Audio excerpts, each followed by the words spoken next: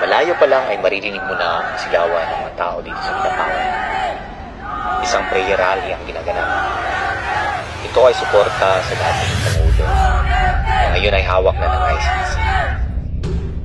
Mararamdaman mo ang tensyon, galit, at higit sa lahat ng lungkot na ang dating minamahal ng karamihan ay biktima na ngayon ng mga taong sakim sa kapangyarihan. Panahon niya, tahimik at payapa ang mga kalsada. Walang droga, mababa ang krimen. Kaya gets ko ang mga tao na nasa rally. Nakakamiss din ang mga panahong yun. Pero dito laban lang ni Rodrigo. Ito ay laban ng mga Pilipino.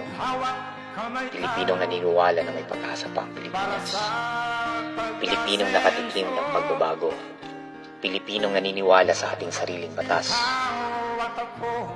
Kaibigan, may pag-asa pang baguhin ang sistema. Dahil ang tunay na lakas ng bayan ay nagmumula sa pagkakaroon.